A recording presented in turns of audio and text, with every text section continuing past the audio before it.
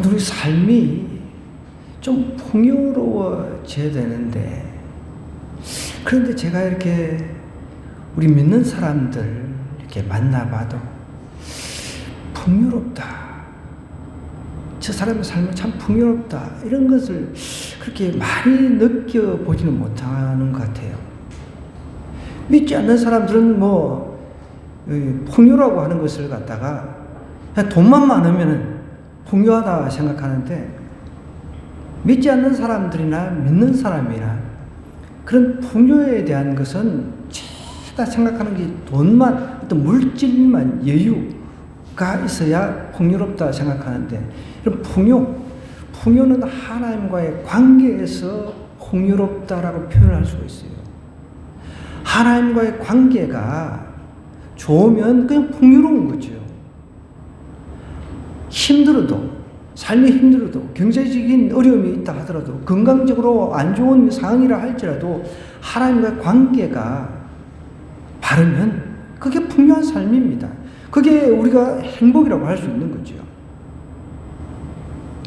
그런데 제가 이렇게 예수님 믿는다고 하는 사람들 만나봐도 그게 삶이 힘들다라는 느낌만 드는 거예요. 저렇게 믿는데 이렇게 이렇게 좀 힘들까? 그런 안타까움이 좀 있습니다. 물론 우리 믿는 사람들이야 안 믿는 사람들처럼 그렇게 그냥 막 죄를 짓고, 물론 우리 믿는 사람들도 감추어진 그 죄들을 많이 이렇게 우리가 볼 수가 있어요. 사실은 감추어진 죄, 그건 하나님만 아시는 거죠. 오늘 이스라엘 이 백성들 향해서 호세아는 이 14장의 이제 마지막 이야기를 하고 있는데, 우리 민승이 어서 오세요. 네. 민승이가 앞으로 그 게임 뭐라고 하나? 게이머?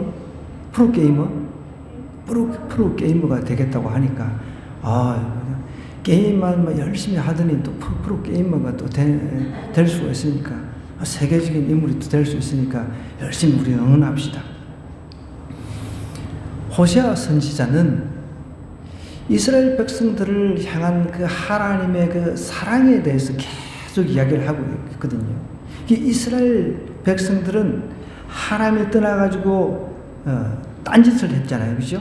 다른 우상 숭배를 하면서 우상에게 물질의 풍요를 주면 우상에게 갖다 바치고, 근데 하나님께서는 믿는 사람한테 풍요를 공급을 하시는 분입니다. 근데 그 풍요를 공급을 하시는데 그 풍요를 하나님이 아닌 다른 우상에게 갖다 바치니까 하나님께서 그 풍요를 갖다가 나중에는 싹 옮기시거든요. 여러분, 우리가 풍요라고 하는 것, 이것을 꼭 내가 어떤 물질적인 이것만 생각하면 답이 없습니다. 그러면 그냥 예수님 안 믿고 그냥 밖에 나가서 열심히 그냥 노력해가지고 돈만 벌어야죠. 요즘에는 또 일당이 세가지고 시급이 세가지고 굶어 죽지는 않습니다.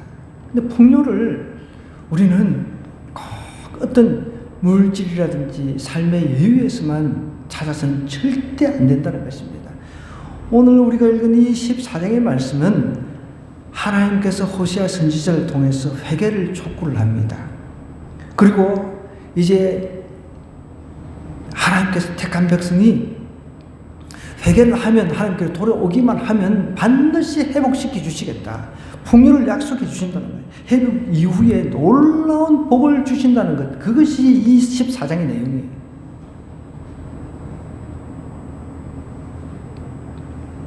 그러니까 아까 전에 제가 서론에서도 이야기했지만, 풍요하면 제일 먼저 떠오르는 게 돈이 많아가지고 좋은 자동차에 좋은 집에 매일같이 그냥 이 뷔페, 아주 비싼 뷔페에 가서 마음껏 그렇게 사는 사람이 있다고 들었어요. 저도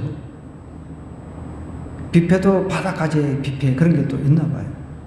매일같이 그렇게 먹고 사는 사람이 있대요. 성경에도 보면 매일같이 연락하던 사람 부자 있었잖아요. 매일같이 잔치를 보여요. 매일같이. 그것을 풍요라고 하지 않는다는 거죠. 하나님께서 오늘 밤에 그 영혼을 찾아가 버리면 그가 누리던 그 풍요는 누구 것이 되냐는 거죠. 이스라엘 백성들은 하나님하고 어떤 관계였어요? 언약 관계였습니다. 약속을 했다는 거예요. 너는 내 자식이니까 내가 시키는 대로 살아야 된다. 그럼 너는 풍요할 거야. 영적으로도 육적으로도 정신적으로 모든 분야에서 풍요할 것이다. 그게 대표적인 그런 풍요를 누린 사람이 누구냐면 다윗, 솔로몬이었습니다. 구약시대의 아주 대표적인 케이스죠. 물론 이제 솔로몬은 뒷판에 가가지고 좀 맛이 가버렸죠. 그 전반만 보자는 거예요. 전반만. 하나님께서 솔로몬과 다윗을 통해서 풍요가 어떤 것인가를 정확하게 보여주셨다는 거예요. 하나님하고 관계가 풍요로우니까 다윗은 그렇게 쫓겨다니면서도 여호와는 나의 목자시니 내가 부족함이 없다라고 고백을 할 수 있는 거예요. 그 사람이 지금 쫓겨다니면서 먹고 살 길도 지금 막막하고 언제 죽을지 모르는데 그런 고백이 나올 수 있습니까? 풍요는 바로 그거라는 거예요. 이스라엘 백성하고는 원래 하나님이 약속을 했단 말이에요. 너는 내가 택한 백성이다.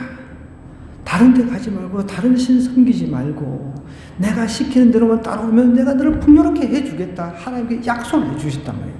그런데 이스라엘이 그 약속을 그냥 종이 그냥 우리가 보통 결혼식에 선서를 하잖아요. 그걸 갖다가 종이 찢듯이 찢어버렸단 말이에요. 그러면서 다른데 이제 눈을 돌려가지고 이방신들에게 열심히 제사를 지내고 하나님께서 태양, 빛, 비 우리가 먹고 살 수 있는 모든 환경을 주셨음에도 불구하고 거기서 받은 물질의 풍요를 어디다가 갖다 바쳤습니까? 이방신에게 제사하는데 그것을 다 썼다는 거예요. 그러자 하나님께서 어떻게 심판을 하셨습니까? 하나님하고 약속한 그 백성을 다른 이방 나라에 지배당하도록 그렇게 하나님께서 징계를 하셨다는 거예요.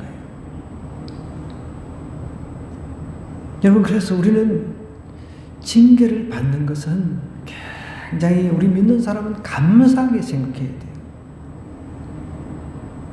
하나님하고 관계만 바르면요, 징계가 감사로 여겨집니다. 하나님하고 관계가 바르지 않으니까 징계가 아니라 불만인 거예요. 하나님하고 관계가 바르면 하나님께서 나에게 뭔가 지금 회개하라는 그런 사인을 이 징계를 통해서 주시구나. 이것이 민감한 사람은 느껴진단 말이에요. 그런데 민감하지 않으니까 느껴질 이유가 없죠. 맨날 하나님한테 그냥 맡겨놓은 것처럼 돈 내놔라고 그렇게만 이야기를 하는 사람들이니까 불만하고 완전히 원망투성이잖아요. 그러면 하나님하고 관계가 발라지면 반드시 하나님께서 놀라운 복을 제시를 했기 때문에 그것은 우리가 그거 생각 안 해도 돼요. 나는 뭔가 돈을 많이 벌었으면 좋겠어. 나는 뭔가 좀 진짜 여유로운 삶을 살았으면 좋겠어. 여러분, 이것만 가지고는 풍요로운 삶을 살 수가 없다는 거예요. 풍요는 여러분 어떤 여유만 가지고 풍요라고 할 수가 없다는 거죠.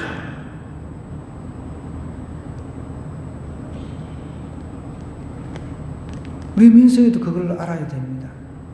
나중에 프로게이머가 돼가지고 연봉이 수십억 되는데 하나님 믿고 게임만 한다고 그러지 말고 주일날 꼭 하나님 앞에 와서 예배 드리고 그럴 때 그것이 유지가 되는 거예요.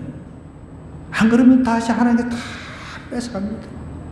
근데 프로게이머 하는 사람들에 대해서 글을 읽어봤는데 그렇게 행복하지가 않더라고요. 연봉이 수십억 되는데 하루에 거의 잠자는 거 빼고만 그 게임만 하고 있는데 그게 과연 행복할까? 그러다가 이렇게 너무 오래 앉아있어 일찍 죽는 사람이 있더라고요. 민성이 그거 압니까? 깨만 안다고 하네. 그러니까 정말 내가 하나님과의 관계 속에서 내 삶의 풍요로움을 찾아가야 된다는 거예요. 호세아는 하나님의 사랑을 지금 이스라엘 백성들에게 계속 전해오고 있었습니다. 그런데 이스라엘 사람들이 말을 안 듣잖아요. 하나님을 떠나서 살아보면은 뭔가 풍요로운 삶이 있을 것 같아가지고. 그런데 그게 아니라는 거예요. 처음에는 좀 풍요로운 삶처럼 보입니다. 느껴집니다. 아, 이게 풍요롭구나 생각하는데 그 풍요는 오래가지 못하는 것이죠. 절대로 오래가지 못하는 거죠. 결국은 북쪽 이스라엘은 아수르라고 하는 그 당시에 최고의 강대국에게 멸망당했습니다. 그다음 남쪽 유다도 바벨론이라고 하는 그 당시 이제 아수르를 정복한 바벨론에 의해서 멸망을 당했습니다.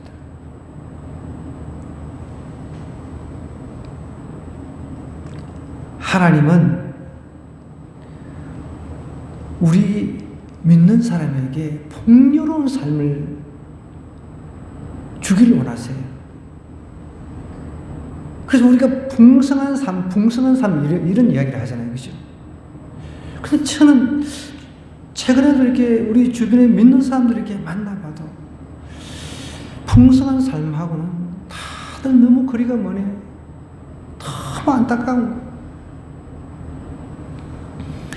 이런 풍요로운 삶, 이거는 하나님만이 주실 수가 있다는 것 반드시 기억해야 돼요. 오늘 1절부터 뭐라고 이야기하는지 한번 하나님의 음성을 한번 들어보십시다. 이스라엘 내 하나님 여호와께로 돌아오라. 하나님을 떠난 삶은 풍요로운 것하고는 거리가 멀다는 거예요. 하나님께로 빨리 돌아와야 됩니다. 내가 불의함으로 말미암아 엎드러졌다. 불의가 뭡니까? 여러분, 불의는 죄입니다. 죄. 불의는 죄라는 거예요. 지금 이스라엘 백성들이 죄를 짓고 있다는 거예요.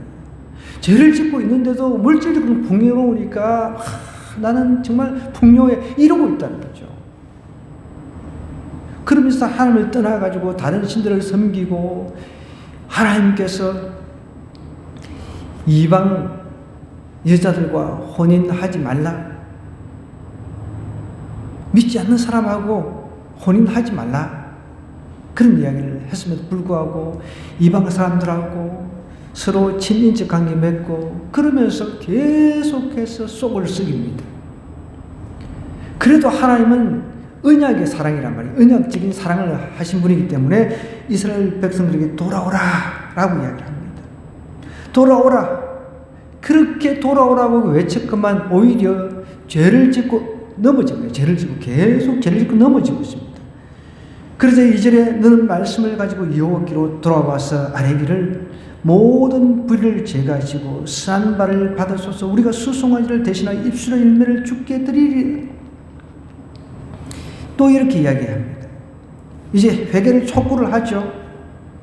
말씀을 가지고 하나님께로 돌아와서 아뢰기를 모든 불의가 죄라 그랬습니다. 이 불의를 제거하시고 선한 발을 받으소서. 우리가 수송아지를 대신하여 입술의 열매를 주께 드리리다.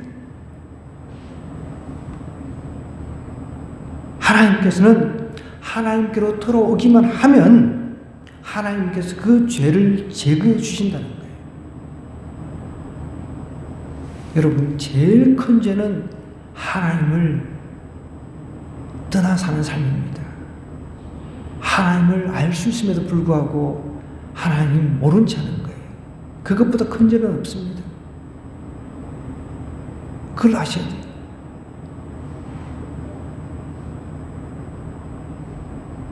민성이는 동생들 빨리 돌아오라고 해야 돼요. 엄마도 돌아오게 하고. 알았죠?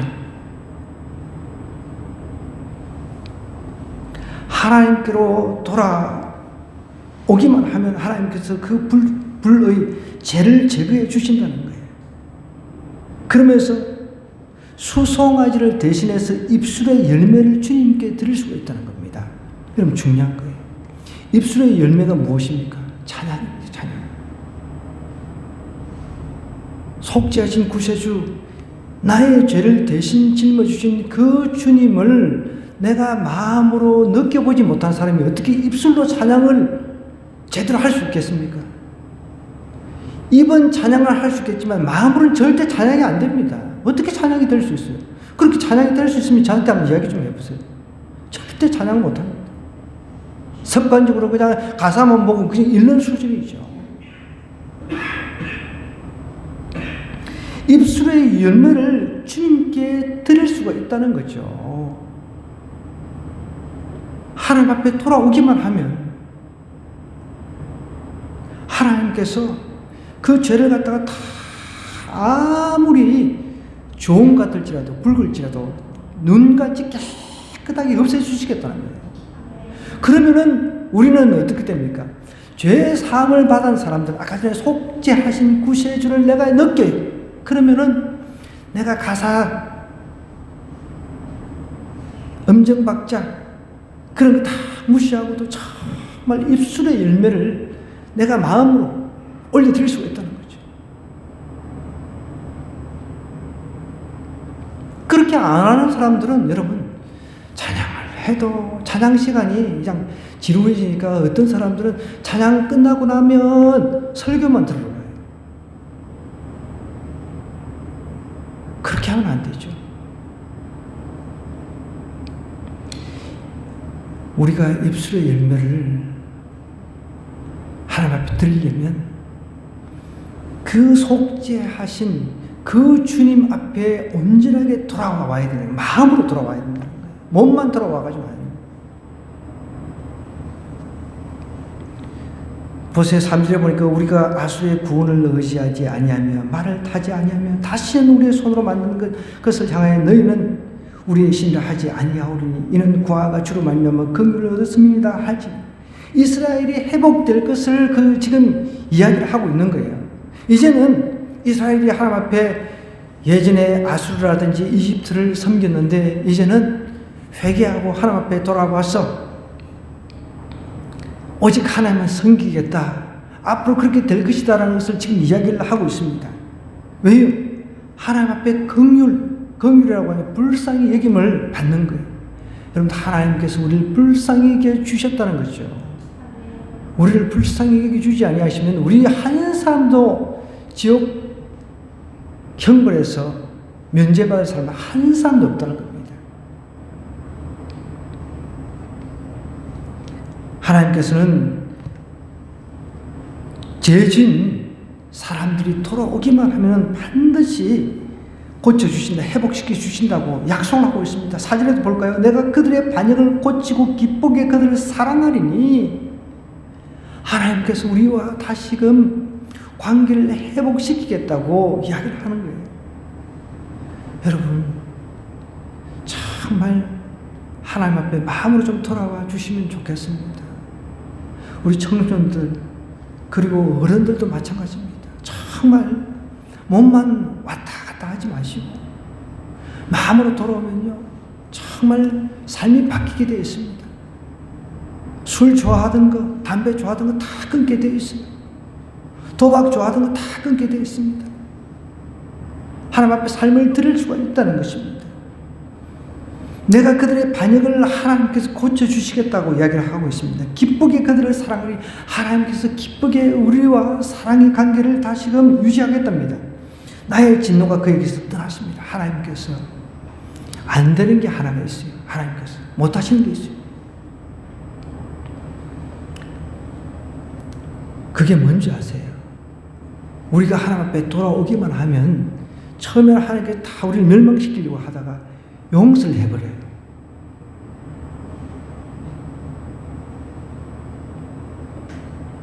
멸망시키겠다. 이렇게 하나님께서 철저하게 이렇게 이야기했는데도 불구하고 우리 사람들은 하면 하잖아요. 그죠? 원수 갚는 거 하면 하잖아요. 그죠? 근데 하나님은 그렇게 하지 않으시는 거예요. 사랑의 하나님께서 우리 인간이 하나님 제가 죄인, 탕자된 죄인 하나님 앞에 돌아와서 용서해 주세요. 그러면 하나님께서 잘했다 아들아, 잘했다 딸아 그러면서 용서를 해버리신다니까. 끝까지 뒤끝 가지고 하나님께서 뒤끝 가지고 가시는 분이 아니에요.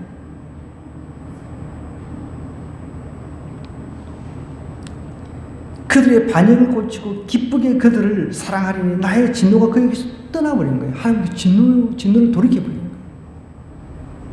사람들은요, 조금 뭐 하면 그냥 진노해가지고 막 떠나버리고 그러잖아요. 제가 이야기했는지 모르겠는데 얼마 전에 제가 인도에도 몇 차례 갔다 왔는데 이 자기 아내가 그 다른 남자하고 이렇게 좀 이렇게 만나는 것 같아가지고 오해를 한 건지 모르지만 여자를 갖다가 칼로 목을 베버렸어요. 칼로 목을 베가지고 그 머리를 맨발로 들고 가는 것을 경찰에 신고가 잡혔는데, 참, 우리 하나님 그러신 분이 아니에요. 가늠하다가 붙잡힌 여인이 왔을 때 뭐라고 이야기했습니까? 죄 없는 자가 돌을 던지라고 하면서 그 여인을 용서를 해주셨어요. 그죠? 그게 사랑이라는 거예요. 그 하나님의 사랑을 좀 오늘 체험했으면 좋겠습니다. 저와 여러분. 보십시오. 5절에서 보면 내가 이스라엘에게 이슬과 같은 이슬은요, 이스라엘 땅에서는 저도 이스라엘은 가보진 않았는데 이슬이 많이 내린대요. 근데 우리가 이제 뭐 폭우가 쏟아질 정도의 양의 이슬이 생긴답니다. 나 도저히 내 머릿속으로 이해가 안 돼요. 한번 꼭 가보고 싶어요. 그래서. 우리처럼 뭐 이렇게 비가 자주 오지가 않으니까 이슬을 받아가지고 이렇게 물을 마시고 하나 봐요. 그러니까 지금 이슬이라는 비유가 나옵니다. 이스라엘에게 이슬과 같다는 거예요. 사막 지역에서 이슬 같은 거 읽어가지고 물을 받아가지고 물을 먹고 하는데 내가 이스라엘에게 이슬과 같다는 거예요. 그 이슬이라고 하는 것이 없으면 물 먹고 살기도 힘든 사막 환경을 우리가 생각하면서 이 구절을 읽어야 돼요. 이스라엘에게 이슬과 같으리니 그가 백합화 같이 피겠고, 백합화 향기가 참 좋다고 그러잖아요. 백합화 레바논 백향목은 이제 그 나무 가지고 궁궐도 짓고 하는데 이 레바논 백향목이 가장 유명합니다. 레바논 백향목 같이 뿌리가 박힐 것이라 그의 가지는 퍼지며 하나님의 진노가 떠나고 난 뒤에 하나님께서 주실 복에 대해서 지금 이스라엘이 누릴 그 복, 이스라엘이 풍요를 누릴 그것을 영적인 풍요와 또 육적인 풍요 이것을 동시에 지금 이야기를 하고 있는 거예요. 그의 가지는 퍼지며 그의 아름다움은 감람나무와 같고, 감람나무는 기름을 만들잖아요. 감람류 있잖아요. 감람류 우리 감람류 가지고 후라이 해 먹잖아요. 하라면 뭐 후라이를 안 해 먹나 보네. 감람류, 그죠? 그의 향기는 레바논 백향목 같다 하면서 그 그늘 아래에 거주하는 자가 돌아올지라 그들은 곡식같이 풍성할. 자, 우리가 곡식이 있어야 먹고 살잖아요, 그죠? 하나님은 그것조차도 풍성하게 우리에게 채워주시겠다. 그것을 이스라엘에게 약속한 거예요. 영적인 이스라엘 백성이 되면은 하나님의 자녀가 되면 하나님께서 책임져 주신다는 거예요.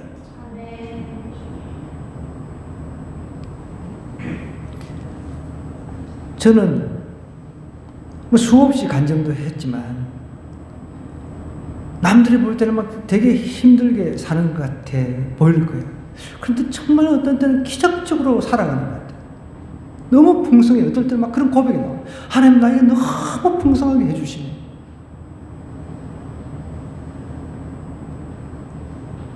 너무 풍성하게 하나님께서 나한테 공급을 해주신다. 그런 생각을 할 때가 있습니다.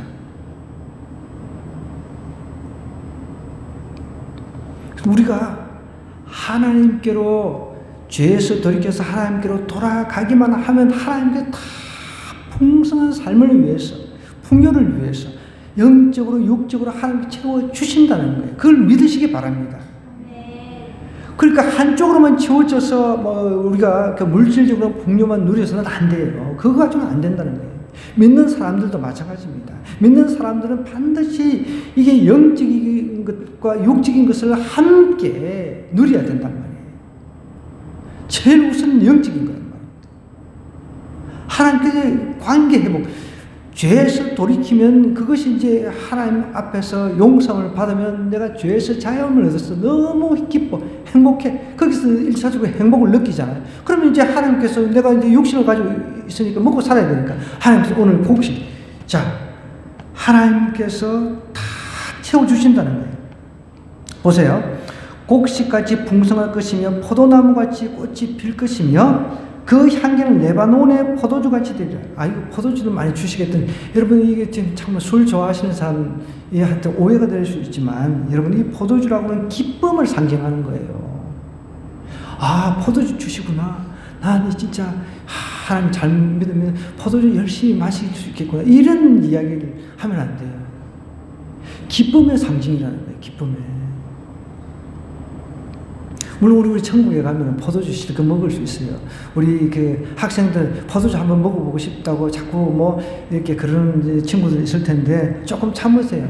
천국 가서 실컷 이제 포도주 먹을 수 있을 거니까. 최근에 어디 그 뉴스에 나오는데 보니까 어느 나라인가 스페인인가 어딘가 잘 모르겠는데 기억이. 근데 이 포도주 공장인데 그 와인 공장이죠. 그 포도주, 그 포도를 가지고 만들잖아요.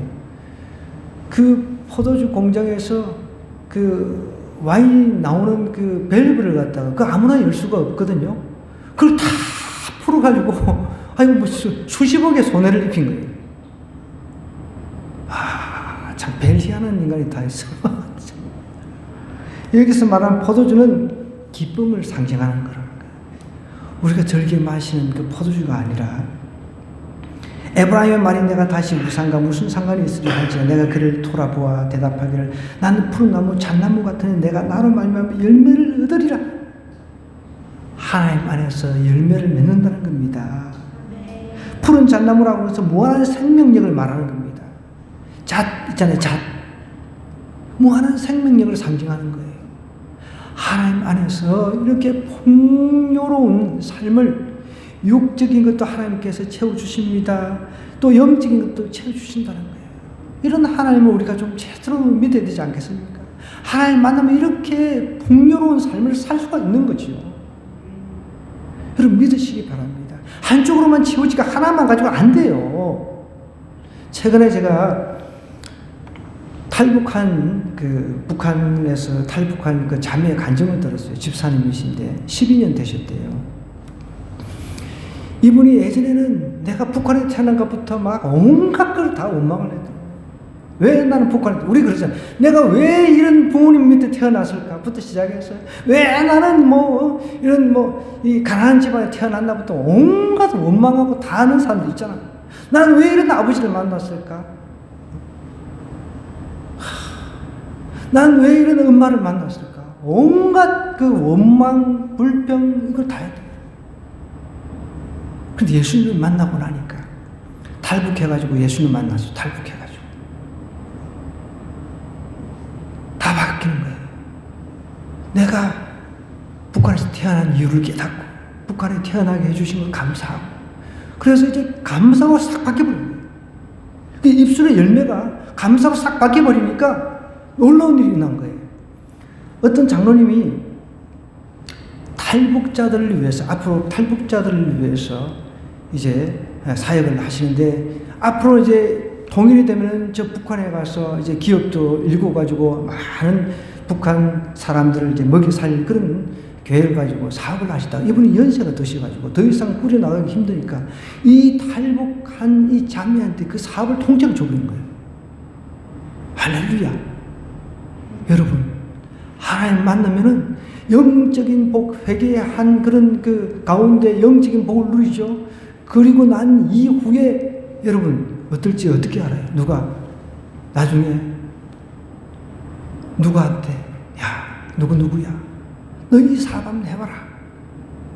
아이고 제가 자격이 없는데 그래 이거 통치해 줄 때 이렇게 해봐라.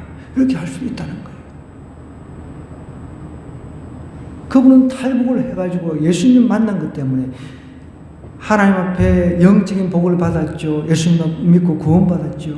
그리고 사업체를 그 장로님한테 그냥 통째로 넘겨받아가지고 탈북자들만 고용을 해가지고 이제 탈북한 사람들을 계속해서 이제 고용해가지고 앞으로 미래 자기 고향 땅 이제 북한에 들어가가지고 그곳에서 여자 대학, 여대를 세운 게 꿈이라는 거예요. 아, 너무 멋있어. 이렇게 하나님을 만나면 입술의 열매가 원망에서 감사로 바뀌죠. 그것뿐만 아닙니다.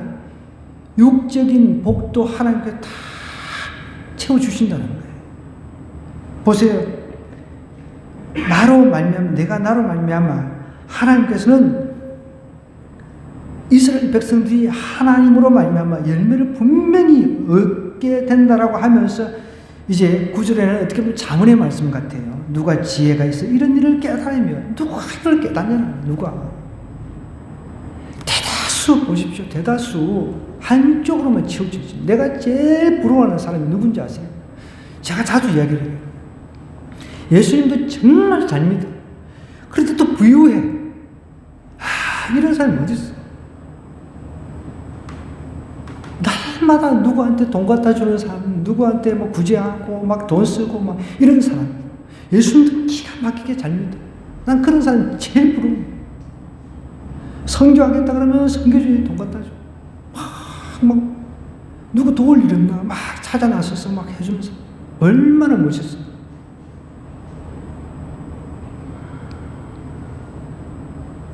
누가 지혜가 있어 이런 일을 깨닫냐는 거예요. 누가 지혜가 있어가지고. 지혜가 있어서 깨닫는 사람은 드물다는 겁니다. 철저하게 내가 예수님 만나가지고 내가 영적으로 복을 받고, 영적인 복이 어떤 겁니까? 구원의 그 은혜 감격을 먼저 깨달아야 된다는 거예요. 구원의 감격, 속죄하신 구세주 예수, 그분이 나를 위해서 십자가를 지신 것을, 그것을 깨닫고 나면 영적인 그 기쁨이 샘솟는 거예요. 그 입술에 막 찬양이 올라와요. 흥얼거리면서 정말 찬양이 올라온단 말이에요. 그러다 보면 어느 순간에 아까 전에 우리 탈북하신 그 집사님처럼 그 평생 그 장로님 일구는 그 사업장을 갖다가 통째로 넘기면 통째로 하루아침에 사장님이 되고 있어요. 사장님. 오늘 사업도 안 되고 뭐 이런 사람들, 영적으로도 엉망인 사람 좀 지혜가 있어가지고 좀 깨달았으면 좋겠습니다. 사업도 안 돼? 자, 그러면 먼저 우리가 한번 점검해보자는 거예요. 내가 하나님하고 관계가 바른지, 내가 계속 죄를 짓고 그냥 하나님 떠나 살고 있는지, 정말 어떻게 보면은 불신자나 뭐 그 차이가 없는 삶을 살고 있는지 한번 점검을 해보자는 거예요. 그러면 그거부터 해결을 해야 돼요. 그거부터 어떻게 하나님께서 뭐라고 합니까? 호시아를 통해서 돌아오라는 거예요. 마음부터 돌이키고 난 뒤에 나머지 하나님께서는 다 알고 계신다는 거예요. 내 입술의 열매, 내 그 마음으로부터 올라오는 입술의 열매가 안 바뀌는데 어떻게 하나님께서 그거부터 사람이 원하는 것부터 먼저 주시겠냐. 그거를 주시면 독이 될 수가 있기 때문에 하나님께서 그걸 먼저 주시지 않는다는 겁니다. 누가 지혜가 있어 이걸 깨달을 수 있냐는 거예요. 누가? 맨 마지막에 이걸 이야기해요. 누가 지혜가 있어가지고 지금 쭉 호시아를 통해서 이야기하고 있는 이것을 깨달을 수 있냐는 거예요. 돌아오기만 하면 회개를 촉구하는데 반드시 회복 약속을 하면서 회복 이후에 놀라운 복을 주시겠다고 하나님께서 지금 약속을 하고 있거든요. 하나님 약속이 하나님이세요. 사람은 약속 잘 안 지키지만 하나님의 약속을 반드시 지키시는 분입니다. 누가 총명이 있어 이런 일을 알겠느냐? 여호와의 도는 정직하니 의인은 그 길로 다니거니와 그러나 죄인은 그 길에 걸려 넘어진다 그랬습니다. 보십시오. 죄인들은요 마지막에 다 넘어집니다. 다 넘어져.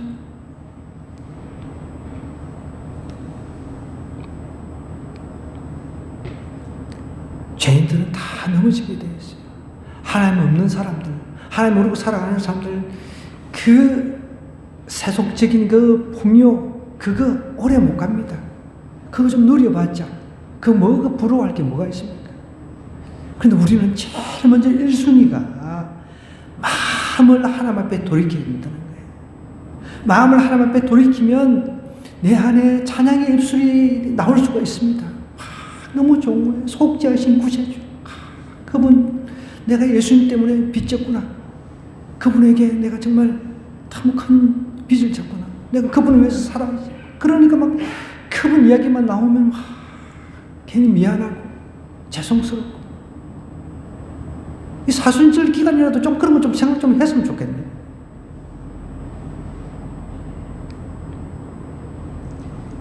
돌이키고 하나님 앞에 돌아오기만 하면 하나님은 사랑의 하나님이십니까? 다시 손잡아 주는 거예요. 안 돼. 꼴도 보기 싫어. 그게 아니에요. 하나님은 멸하기로 작정을 하셨다가도 하나님께서는 싹 언제 그랬냐는 듯이 싹 없애주신다는 거예요.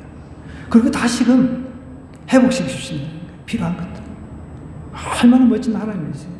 이런 하나님 안 믿고 사는 사람들 얼마나 불쌍합니까? 보십시오. 마지막에 죄인은 그 길에 걸려 넘어진다는 거예요. 여러분, 이런 길로 가면 안 되잖아요. 악인의 길은 뻔합니다. 악인의 길은 뻔하다는 거예요. 제가 우리 주일학교 때도 그때 한번 이야기를 했어요. 통계를 내보니까 70~80%가 주일학교 때부터, 어릴 때부터 하나님의 말씀을 잘 듣고 자란 사람들이 성공을 하더라는 거예요. 통계가 그걸 이야기를 하고 있어요. 지금 우리 아이들, 청소년들, 난 교회 지긋지긋해. 이 금요일 날 막, 남들 막 놀러 가고, 어쩌고저쩌고 막 영화 보러 가고, 어쩌고저쩌고 당구장부터 시작해서 뭐 많잖아요. 그죠? 볼링장이고 여러분, 어렸을 적부터 하나님 믿는 것을 최고로 행복한 것으로 여기시기 바랍니다. 난 그게 제일 부럽습니다. 나는 그게 제일 부러워. 20대 때부터 나는 방황했지만은 여러분, 어렸을 적부터 하나님과의 그 관계 속에 들어가 있는 사람처럼 행복한 사람이 어디 있습니까? 그것을 불편해가지고, 난 당자처럼 나가서 살란다. 엄마, 아빠, 이 앞으로 이제 죽을 거 빨리 내 재산 또 빨리 챙겨주세요. 여러분, 성경은 그걸 다 이야기하고 있잖아요. 당자, 돌아온 당자. 돈 다 까먹고 왔는데도 그래도 하나님께서 반겨주시는 거예요. 죄인의 길에는 좀 가지 않았으면 좋겠어요. 여러분들, 죄인의 길은 망하는 길입니다. 정리를 하겠습니다. 하나님께서 우리를 징계하실 때가 있어요. 그죠? 징계를 하지 않으면 사생활을 하겠습니다. 징계의 목적은 죽이는 것이 아닙니다. 치료하고 살리고자 하는 데 있다는 거예요. 이스라엘 백성들이 지금 언약 백성인데, 약속의 백성인데 엉뚱한 짓거리하고, 그러니까 하나님께서 징계를 해가지고 다른 나라에 멸망하게 만들어버렸단 말이에요. 그러면 하나님께 그렇게 하신 이유가 뭐냐? 그들 이스라엘을 고치려고, 고쳐서 쓰시기 위해서 하나님께서 징계를 주신다는 거예요. 너무 우리가 그렇다고 했으면 조금만 하면 이게 징계인가 보다, 이렇게 생각을 안 하는 게 좋겠죠. 그러나 내가 하나님하고 나하고의 관계에서 누구보다 잘 알고 있는 것은 본인입니다. 그죠? 내가 하나님과의 관계가 제대로 되고 있는지 아닌지 그건 내가 잘 알고 있어요. 징계의 목적은 하나님께서 죽이시려고 하는 게 아니라 살리기 위해서라는 거예요. 의사가, 우리 간호사들이 주사를 놓는데 애기들을 보면은 막 바락바락 하잖아요. 하면서 쌩날 늘치잖아요. 근데 그거 주사를 맞아야 되잖아요. 살기 위해서 백신 주사 같은 거 맞아야 되잖아요. 하나님의 관계가 회복되면요, 반드시 우리의 삶은 풍요로워집니다. 그 풍요라고 하는 것은 어떤 그 물질적인 그런 것만 말하는 게 아닙니다. 힘들고 어려워도 하나님 나와 함께한다. 하나님께서 나와 함께한다. 이 분명한 믿음이 있으면 얼마나 기쁜지 뭐. 입술에 찬양이 있다니까 진짜. 그런 것을 좀 느껴봐야 돼요. 우리가. 우리 학생들도 마찬가지예요. 그런 것을 좀 느껴봐야 돼요. 어렸을 적부터 일찍 느끼는 거 좋잖아요.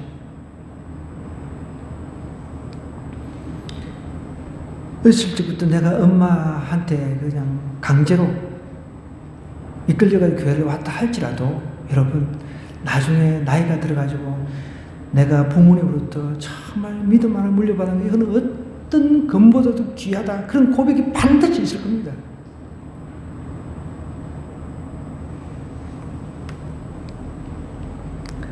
삶이 풍요로워지는 비결은 다른 데 있는 것이 아닙니다.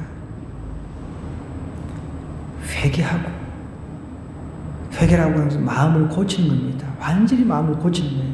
그 죄를 인정하는 수준하고 틀립니다. 마음을 싹 고쳐가지고 하나님 저 왔어요. 좀 받아주세요. 죄송해요. 그럽니다. 우리가 저기 민승이가 오랫동안 방학을 했다가 왔잖아, 그죠? 오랫동안 방학을 했는데, 에이 참 집 앞에 있는데도 참 마음이 막 늘 그냥 불편하고. 내가 이렇게 길거리 가는데 제가 민승인 줄 알아. 난 딱 보는데 민승이 나를 피하는 것 같아. 애들도 동생들도 다 피하는 것 같아. 내가 진짜 막 마음이 너무 무너져. 예수님 믿는 것만큼 좋은 게 없는데 예수님 안 믿고 살면 결국은 죄인의 길에 걸려 넘어지는 것밖에 없어요. 그걸 모르잖아. 부모도 모르고 부모가 가르쳐 주는 것도 아니까. 부모도 그냥 떠나서 사니까. 그런데 지금 여기서는 우리는 가르쳐 주잖아요. 하나님 안에, 그 안에 풍요가 있다는 거예요. 풍요와 행복이 그 안에 있다는 거예요. 그 우리가 밸런스가 맞아야 된다. 아까 전에 제가 그랬잖아요. 예수 믿는 사람 만나봐도 다 그냥 막 힘들어도 힘든 만큼 그 안에서 하나님으로 누리는 풍요가 좀 있어야 되는데 그것도 아니야. 너무 답답한 거야. 너무 답답한 거야. 그래서 우리는 이 내 삶에서 풍요로움을 좀 느끼려면은 철저히 죄하고 멀어져야 됩니다. 하나님 앞에 속히 달려가서 하나님 저 왔어요. 그러면 하나님께서 아이고 잘했다 딸아, 잘했다 아들아, 하나님께서 다 맞이해 주십니다. 그러고 나면 하나님께서 나머지는 하나님께서 그 풍요는 채워주신다고 약속하고 있어요. 하나님 약속이 하나님이에요. 그 하나님을 여러분 정말 좀 체험하는 저와 여러분 되기를 간절히 부탁드립니다.